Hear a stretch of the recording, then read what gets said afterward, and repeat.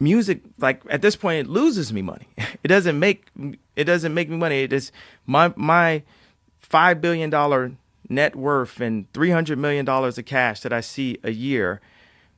Music is like negative 4 million for me. So these contracts for me were kind of like Wangro and Heat, where this guy had everything, but he still said, Wangro messed up this heist that we were going to do.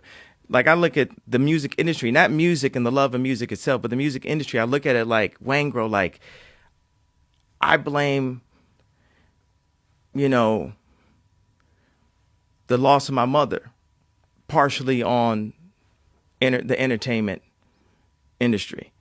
The always fighting to, represent, who you are against media, entertainment industry that's trying to tear down anybody that's not going with the flow. I see, I've got those kind of reasons personally, but vengeance is mine, said the Lord. So it's not a matter of going in for revenge. That's just me as a human being where I fall short. Like I'm not a monk. Can you explain what you're talking about with Bruce Lee and Brandon Lee? Before, when I told my father I wanted to rap, he was very leery of that idea. He said, this I heard this business is terrible. And, he's right. Like people are all seeing things that are wrong inside of contracts, turning blind eyes to it, and everyone's responsible. Everyone's a part of it. It's like when the Me Too movement happened, it wasn't just the guys that were getting tagged and, some of the guys should have got hit with it. Some guys shouldn't, that's not what I'm here to talk about. I'm saying that in a way, everyone's responsible. Everyone's a part of the problem. That's why I really love that Black Mirror episode when, everyone was making comments, and anyone that even made a comment, the bees, it was about these, mechanical bees. Anyone, and this is a spoiler alert if you haven't seen this episode, but anyone who made a comment, the bees came to go get them. And that's the thing about what you put in the universe, even a thought, you put that thought into it's another thing to say something negative and put that into the universe. It's another thing to see someone being raped. That's the reason why I compare what's happening in the music industry to Me Too, because artists are raped. You've heard that term before. Mm-hmm. This is not like a new thing that I'm making up. The contracts are made to rape the artist.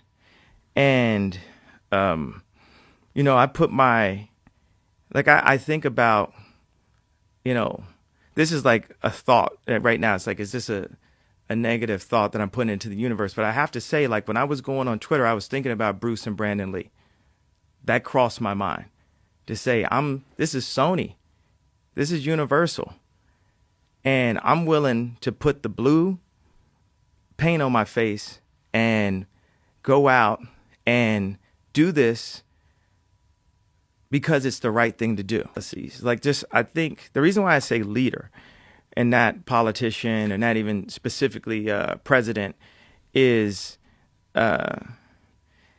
this is the time. When the Constitution was written, that was an innovation.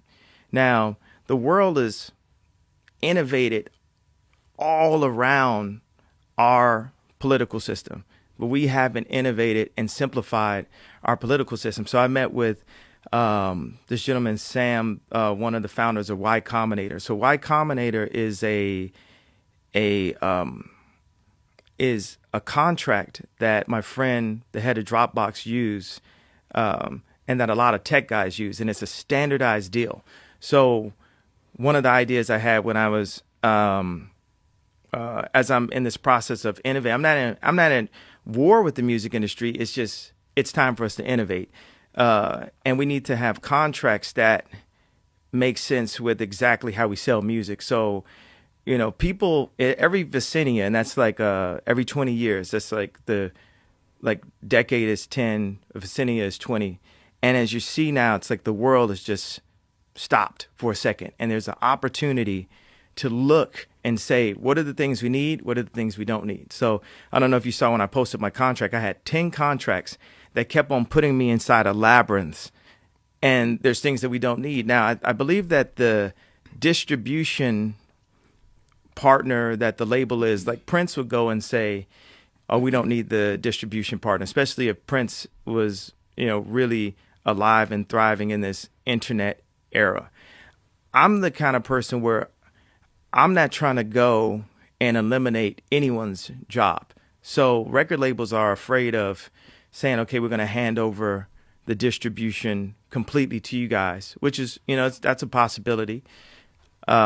There's a way where both parties can be happy and that these infrastructural partners can be of service to the influencer, to the artist.